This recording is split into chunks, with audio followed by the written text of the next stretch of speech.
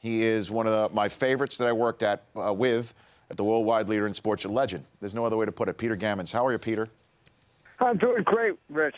Very, very well. Oh, terrific. Thrilled to hear from you. Thrilled to be speaking with you. Crystal ball it for me, Peter Gammons. What happens with Alex Rodriguez and the Yankees? You know, I think the thing plays out. I think that he'll I don't see how physically he can be close to what he was, but I think that if I think he can be happy just playing it out, and I think he'll play hard. I mean, I'm one of those people who does not believe that he's like a walking individual evil empire. I just find Alex to be a guy who loves baseball, but the whole attention thing, I think, eats him alive, and I think that the insecurities eat him alive. And I often wish, Alex, just go, put your head down, run down to first, just play like a maniac for 3 years, and walk away with your dignity. But there's just so much that he gets sidetracked on. But I do think he'll come back, he'll hit 20 home runs, and probably play 130 games a year as a DH and part-time third baseman.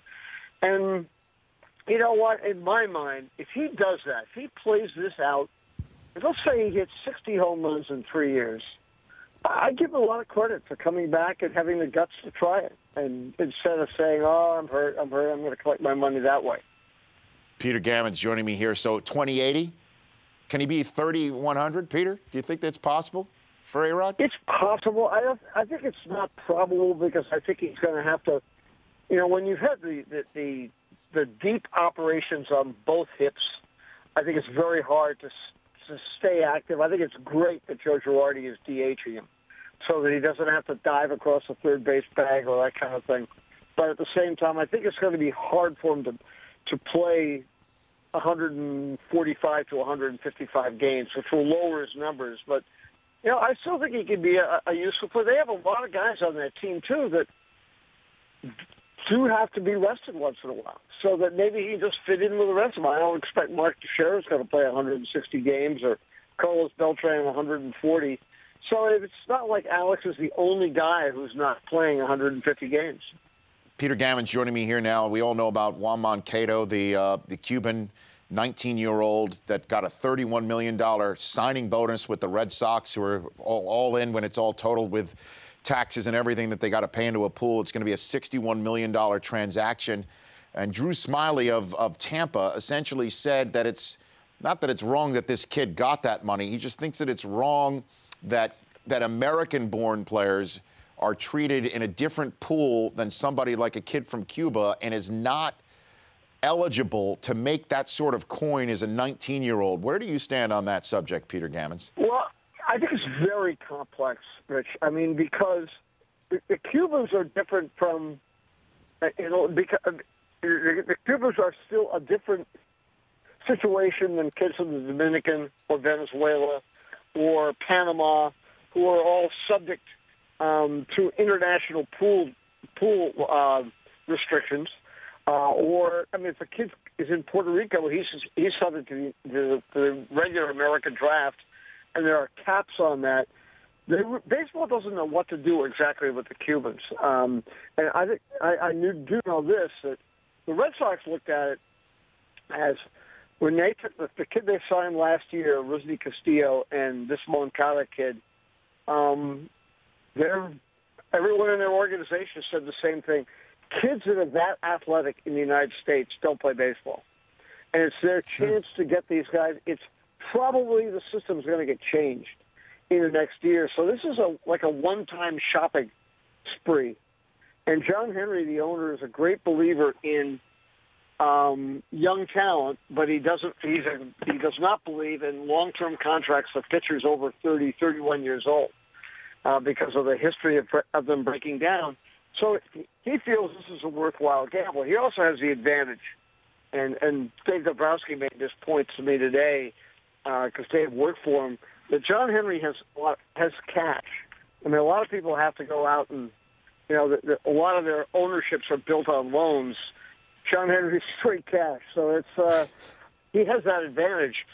I think it's fascinating. I mean, it's seeing the Red Sox do have an organizational change over the last 6 or 7 years, but they have become very conscious because Henry gives them the money to go out and be able to spend on amateurs. They've become athlete obsessed. Matter of fact, there's I got to watch him on NFL Network while I was watching some of the combine. Mm-hmm. Got to see Shaq Thompson. Yep. From the University of Washington. Shaq Thompson, coming out of high school in Sacramento, was going to go to the University of Washington. He also signed with the Red Sox. They loved him as an athlete, and he actually loved baseball. And he played in the Gulf Coast League. He didn't exactly have a great deal of success. 0 for 39 with 37 strikeouts, but they loved him. They say what a great kid, and he wanted to come back. And the Washington coaches said, you don't want to jeopardize your NFL career by going and playing baseball and getting hurt the way Brian Jordan did. Right, but in that regard, though, Peter, there's some talk, not a lot, though, that Jameis Winston has not left baseball completely behind, the closer of Florida State as well as the quarterback of Florida State. Are you hearing anything in your world, on your circuit, about Jameis Winston, the baseball player? Well, for a while I heard that he was definitely not going back. Now I've heard that, he'd like to go back and try it. And I think they would give him every opportunity. I mean, I think schools like Florida State has nothing to lose by letting him go and pitch. I mean, he can be a professional in one sport and play college baseball in the other. So it's, if that's what he wants to do, I think it's great. I really do. But the Rangers own his rights. They drafted him in the 15th round a couple of years ago. Are you hearing anything out of the Rangers organization if they could have Winston and Russell Wilson on the same team or the same spring training? It'd be interesting to see if he'd come down the way Russell has.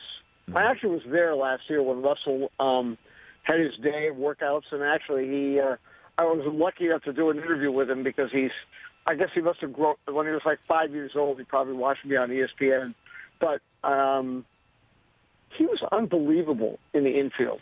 I mean, his defensive baseball skills are astounding, and what I loved was the fact that the nature of the quarterback came out on pop flies. I mean, there he had Adrian Beltre and really good players play. He would call all of them off. Every time there was a ball hit in the air, he would. I said later, do you realize that Adrian Beltre wiped out 2 Red Sox players on consecutive days? I mean, he's like whatever. He said, well, I'm avoiding 290-pound defensive linemen. I said, you want to be careful on pop flies, but it was really fun because the passion that great athletes have never fails to amaze me and fascinate me. And I didn't have the physical skills to do it, but I wish I'd had that kind of passion. Oh, come on, Peter. You're one of the most passionate guys about baseball I've ever come across. Before I let you go, out here on the left coast, you've got Pujols and Hamilton. Hamilton is out for the time being for the Angels. West Coast baseball, the Padres have gone ahead and bulked up with their salary in a way. Out here on the left coast, is it still the San Francisco Giants world or Dodgers? Who do you think could have a great year? Could even be the Mariners up in the Pacific Northwest, Peter? Actually, I really believe. I mean, I think the Dodgers are going to be really good. I think they're clearly the favorites in the National League West. But I just had some fun. It shocked me when Dick Vitale was not doing the Carolina-Duke game in Durham. So I said, okay, I'm going to do a Duke EV and pick my Final Four here on the opening day of spring training. And I did have Seattle. I had the Dodgers as one of my teams. I had the Nationals, but I had the Mariners as one of my 2 American League teams. I really believe that Seattle has a great chance to get to the World Series this year. I think it'd be terrific because we've seen in football and so forth. Seattle is still a great sports town, and it's a franchise with a ton of money because of television. Huh. And who was your 4th team in the Final Four? Let me see. Who did I pick there? I picked Cleveland. Cleveland. Because I think they have the best pitching in the American League. Huh. Kluber and all those guys, huh? You And like I it? don't think that Johnny Manziel will be playing for the Indians. Or the Padres. Didn't the Padres draft him? The Padres drafted They drafted him. The Padres president, Mike B, wanted him drafted, so they drafted him and brought him in for a workout. It wasn't pretty. Hey, Peter, thanks for taking the time. I appreciate it. Sometime in a couple of weeks, I'd love to have you back on and talk about the season as it's getting set to hit opening day. I'd love to do it anytime, Rich. Thanks a lot. You bet, Peter. You take care. That's Peter Gammons. The Rich Eisen Show, weekdays at noon Eastern. On Audience.